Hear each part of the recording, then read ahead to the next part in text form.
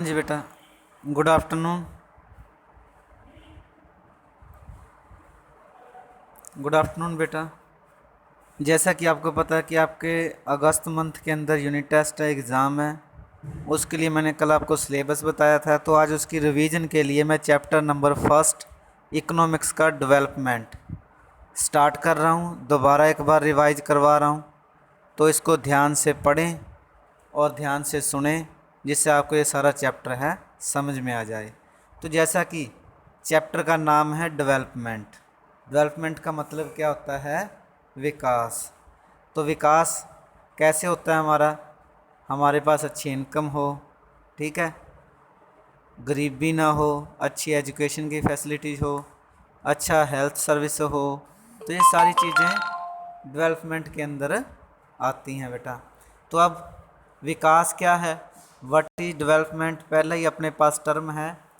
It is a comprehensive term which includes increase in reel पर capita income. बेटा, ये एक ऐसी टर्म है जिसके अंदर शामिल किया जाता है पर कैपिटल इनकम, प्रति व्यक्ति आय को। Improvement in living standard of people, जो लोगों का लिविंग स्टैंडर्ड है, रहने का तरीका है, उसको सुधारना। और रिडक्शन इन पॉवर्टी, और गरीबी को कम करना, दूर करना, ये विकास होता है बेटा। विकास के अंदर क्या क्या शामिल होता है बेटा? प्रति व्यक्ति आय, पर कैपिटल इनकम, ठीक है बेटा, पर कैपिटल इनकम आती है, लिविंग स्टैंडर्ड इम्प्रूव होता है, और जो पॉवर्टी है वो रिड्यूस होती है, रिडक्शन होती है, तो उसको बोलते हैं अपन डेवलपमेंट। दूसरा अपने पास आ गया नेशनल डेवलपमेंट, राष्ट्रीय विकास बोला जाता है हिंदी के अंदर इसको। तो राष्ट्रीय विकास क्या होता है बेटा? इसके अंदर क्या क्या चीज़ें आती हैं? लिविंग स्टैंडर्ड ऑफ पीपल, उस देश के लोगों का लिविंग स्टैंडर्ड होता है, रहने का तरीका कैसा है, कैसे लोग रह रहे हैं। पर कैपिटल इनकम को बढ़ाना, उनको सोशल सर्विसेज प्रोवाइड करवाना, जैसे एजुकेशन है, मेडिकल केयर है, सोशल सर्विसेज हैं। तो उस कंट्री के उस कंट्री के लोग हैं, उनके शिक्षा, स्वास्थ्य और सामाजिक सेवाएं उनको प्रदान करना, ये सारा किसके अंदर आता है बेटा? ये सारा आता है हमारा नेशनल डेवलपमेंट के अंदर। राष्ट्रीय विकास के अंदर क्या क्या चीज़ें क्या क्या चीज़ें शामिल की जाती हैं इनके अंदर बेटा? तो इनके अंदर सबसे पहले जो होता है living standard of the people, लोगों का रहने का ढंग, पर कैपिटल इनकम को बढ़ाना, और जो सामाजिक सेवाएं हैं, शिक्षा, स्वास्थ्य और सामाजिक सेवाएं, ये सारी अपनी कंट्री के लोगों को प्रोवाइड करना, ये किसका काम है? नेशनल डेवलपमेंट का। राष्ट्रीय विकास तब होएगा जब लोगों का लिविंग स्टैंडर्ड बढ़िया होगा, पर कैपिटल इनकम उनकी बढ़िया होएगी, ठीक है, उनकी एजुकेशन अच्छी होएगी, मेडिकल सर्विसेज अच्छी होएंगी, सोशल सर्विसेज अच्छी होएंगी, तभी नेशनल डेवलपमेंट हो पाएगा बेटा। अब है डेवलप्ड इकोनॉमीज। देखो नाम से पता चल रहा है इकोनॉमी क्या होती है? अपनी अर्थव्यवस्था होती है, और डेवलप्ड का मतलब जो विकसित अर्थव्यवस्था जिसको बोला जाता है। विकसित अर्थव्यवस्था कौन सी होती है? ऐसी अर्थव्यवस्था जिसके अंदर लोगों की पर कैपिटल इनकम ज़्यादा हो और उनका लिविंग स्टैंडर्ड हाई हो, ठीक है। तो इसके अंदर हम बताएंगे these are those economies which are characterised by high level of per capita income, जिनकी प्रति व्यक्ति आय ज़्यादा हो, of US dollar 12,616 per annum. एक साल के अंदर एक व्यक्ति की जो इनकम है वो यूएस डॉलर 12,616 के बराबर या उससे ज़्यादा हो, ठीक है। और हाई स्टैंडर्ड ऑफ लिविंग, उनके रहने का जो स्टैंडर्ड है वो भी हाई हो। USA, Japan, Germany, UK, Singapore, ये कौन सी हैं? इन देशों की जो इकोनॉमी है वो डेवलप्ड इकोनॉमीज है। एक बेटा आ गई डेवलपिंग इकोनॉमीज, वो डेवलप्ड इकोनॉमीज थी, विकसित अर्थव्यवस्था थी। ये विकासशील अर्थव्यवस्था होती है बेटा। विकासशील अर्थव्यवस्था ऐसी अर्थव्यवस्था बेटा जिनके अंदर जो ऊपर वाले का बिल्कुल अपोजिट कर दो, ऊपर वाले का डेवलप्ड इकोनॉमी का बिल्कुल उल्टा कर दो। जो इकोनॉमी अभी क्या कर रही है? विकसित होने के लिए एफर्ट्स कर रही है, विकसित होने के लिए कोशिश कर रही है। Those economies which are passing through the stage of growth and development, जो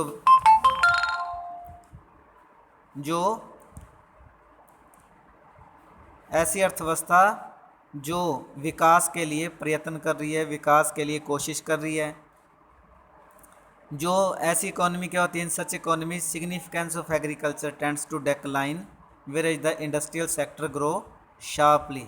तो इसके अंदर क्या होता है, इस इकोनॉमी के अंदर जो मेन इम्पोर्टेंस दी जाती है वो एग्रीकल्चर के ऊपर होती है, ठीक है, और इंडस्ट्रियल सेक्टर को शार्प किया जाता है, ग्रो किया जाता है शार्पली, जैसे इंडिया, इंडोनेशिया, मलेशिया।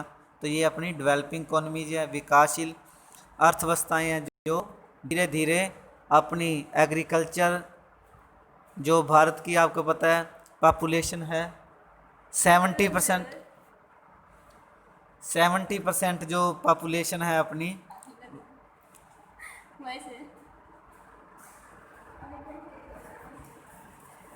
70% जो अपनी पॉपुलेशन है वो बेटा एग्रीकल्चर के ऊपर डिपेंड करती है।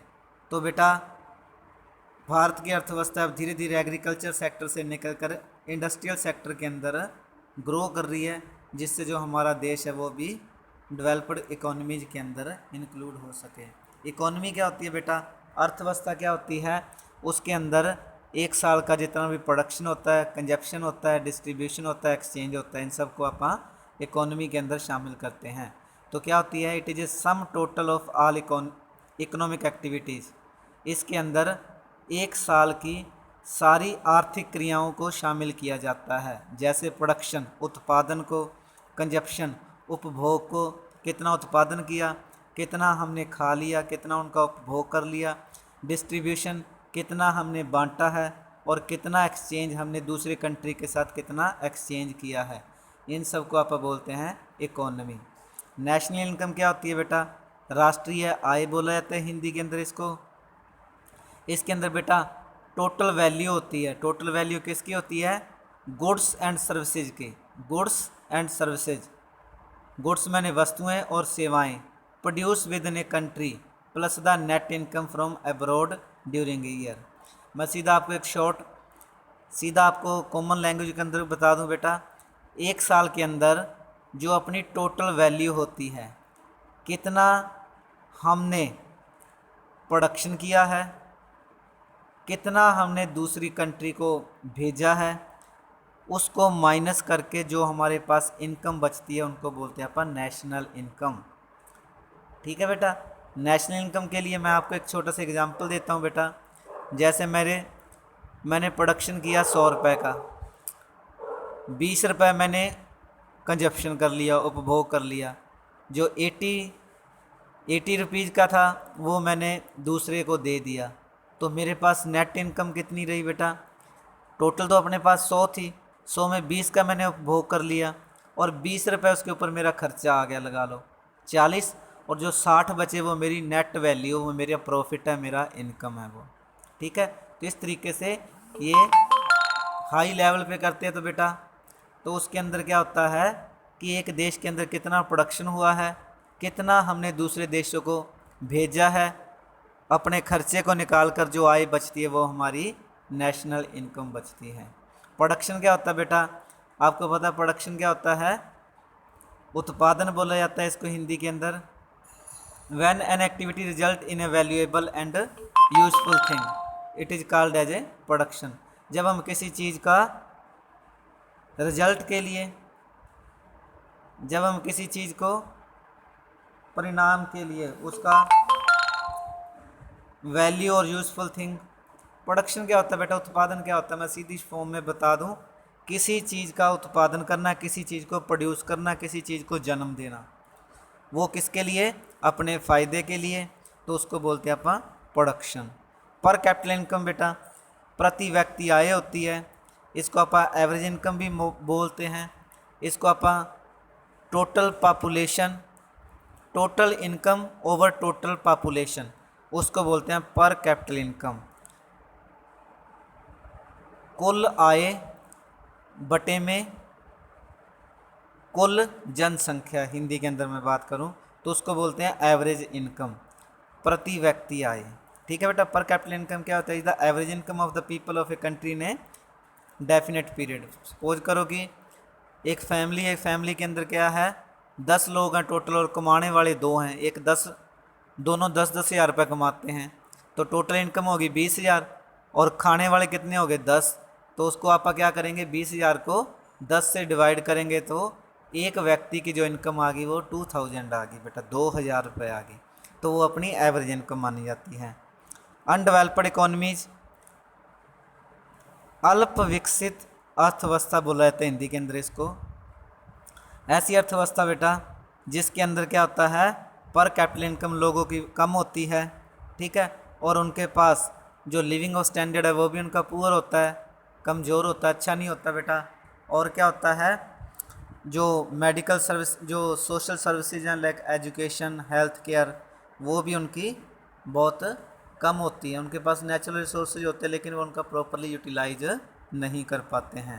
तो अल्प विकसित अर्थव्यवस्था कौन सी होती है बेटा? Under developed economies are the economies which are characterised by low level of per capita income, जिनका प्रति व्यक्ति आय बहुत कम होता है, लो लेवल होता है, and miserable standard of living, जिनका लिविंग ऑफ स्टैंडर्ड भी बहुत माइजरेबल होता है, बहुत घटिया होता है, बहुत ख़राब होता है।